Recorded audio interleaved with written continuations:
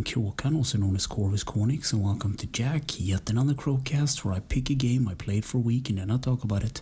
This week's game is Kickle Cubicle for the NES. It was released in 1990 and it's a single-player puzzle game developed by Nano and published by Irem, and also there'll be spoilers up ahead just so you know, but first a little backstory. So I was looking for a NES game and I didn't know what to play, and Kickle Cubicle just stood out. So when you start up the game, you get the Irem logo and the Kickle Cubicle logo and some cute slimes, followed by Kickle himself, and then you can select start a game and password. And if you wait a bit, you get a short demo. So the plot is the wicked wizard king has covered the land in ice and trapped its inhabitants in bags called dream bags. And there is also some side stories about rescuing princesses and whatnot in the different worlds. And you play as Kickle, and he looks like a mime with red earmuffs. In each stage you need to collect the dream bags in order to progress to the next one. You can also collect ice cream for points and also collect 1-ups. Kickle, with the help of his ice breath, can turn certain enemies into blocks that he can push into the water and make platforms for him to walk on. This is done by pressing the B button. He can also create these ice cobs by pressing the A button that will block/guide enemies to where they need to go.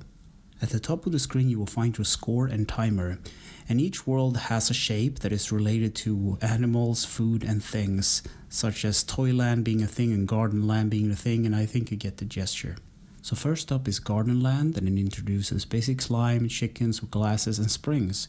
And after collecting all the dream bags in a stage, Kick will fly up with a red balloon above the stage where every ice block explodes, and he will be surrounded by veggies and different things, so this varies between the different worlds and stages.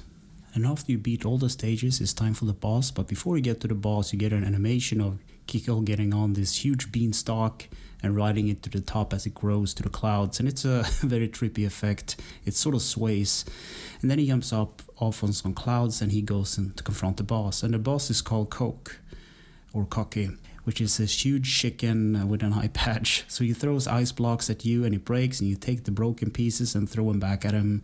And once you beat him, you will talk to the Princess Pumpa and you will move on to the next stage. And then it's time for Fruitland. So this world introduces different enemies and puzzles to solve. And once you beat all the stages, you get a cutscene where the sea parts and it reveals a huge garden and a tree surrounded by colorful bubbles, and the boss on this stage is a clown, a huge clown called Pyro. He throws balls at you that split into smaller balls, and I don't know how physics works, but that's what happens, and you throw the balls back at him. And once you're done with that, you talk with the Princess Latte or Lita, and then you move on to the next land or stage. And now it's time for Cake Land. So this world introduces even more mechanics, such as hammers redirecting blocks that you throw. And once you beat all the stages, you get a cutscene with an orb getting struck by lightning, and this is where the screen flashes, so if you have epilepsy, I suggest you avoid this part of the game.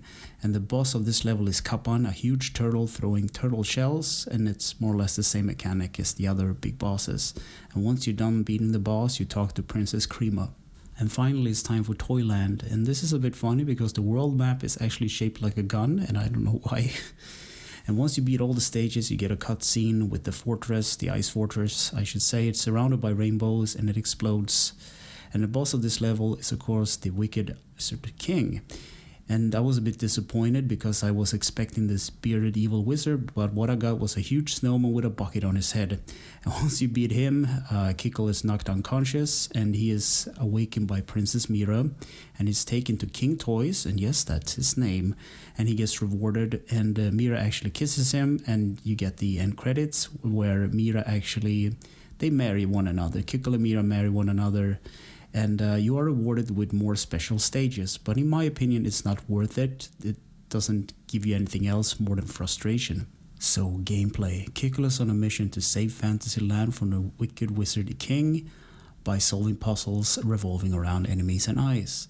Control, the D-pad is movement, the B button creates the ice breath which freezes enemies and turns them into platforms, the A button creates these ice cobs, and the start button pauses. And if you push the select button, you can surrender a map, basically resetting it. Sound and music.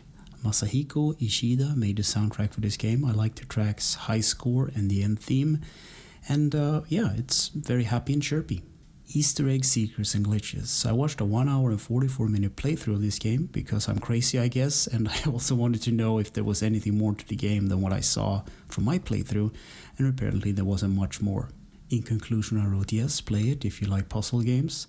So I like the graphic style, it's really cute. The music is really good, but after playing for 20 minutes, the music became so repetitive that I just wanted to turn it off.